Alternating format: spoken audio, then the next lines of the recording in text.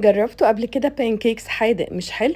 تعالوا نعملها مع بعض بطريقة سهلة والنتيجة خطيرة لللانش بوكس أو للشغل أو للفطار الصبح. بتطلع حلوة جدا ومتأكدة هتعجبكم ومتأكدة هتعتمدوا الوصفة دي على طول.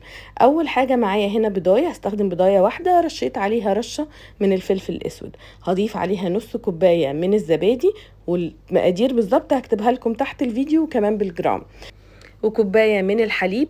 وهنقلب كل ده مع بعضه كويس جدا. انا هقلبها لحد ما البيضة تختلط كويس جدا بالخليط بتاعنا وتقريبا ما يبانش لونها. بعد كده هبدأ اضيف باقي الاضافات. انا النهاردة هستخدم جبنة فيتا، هستخدم حوالي 75 جرام بس من الجبنة الفيتا، اي نوع متوفر عندكم او اي نوع بتحبوه. هبدأ اقطعها بالشكل ده واضيفها على الخليط بتاعنا، وطبعا ممكن نزود الكمية حاجات بسيطة لو عايزين. وبعد كده هستخدم كمان جبنة موتزاريلا، ودول احسن نوعين مناسبين للوصفة بتاعتنا النهاردة. وبعد كده هقلب كل الخليط ده مع بعضه كويس قوي. هقلب الخليط كويس جدا وبعد كده هنضيف باقي الاضافات. انا استخدمت بعد كده المعيار بتاعي هو المعلقة، هضيف حوالي 10 معالق من الدقيق العادي، وممكن نستبدله كمان بدقيق القمح او دقيق الشوفان زي ما تحبوا. ولو استخدمنا اي دقيق تاني لازم نضيف شوية سوائل شوية او معلقتين من اللبن او الحليب الطبيعي، نص معلقة من البيكنج باودر، ورشة من الملح اللي بتظبط كل حاجة، وكمان نص معلقة من الزعتر، دي بتودي الطعم في حتة تانية خالص. انا استخدمت الزعتر المجفف. هنقلب كل الخليط ده مع بعضه كويس جدا.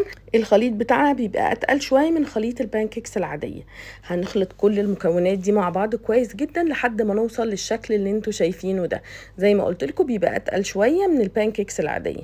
وبعد كده هنجيب الصينية بتاعتنا على النار، هرش عليها رشة من الزيت، وبمنديل هحاول اوزع الزيت ده. انا مش عايز زيت كتير او سمنة حتى، مش حباهم يبقوا كتير جدا.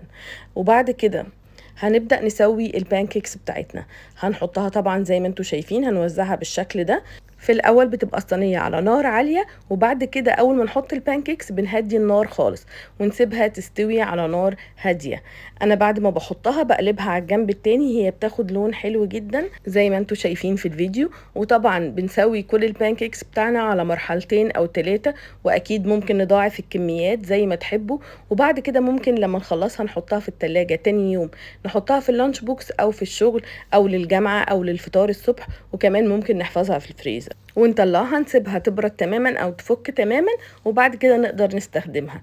طبعا خلصت كل الكمية هنا، وانا زي ما قلت لكم هشيل شوية في التلاجة لتاني يوم، والباقي هقدمه على الفطار الصبح مع كوباية شاي.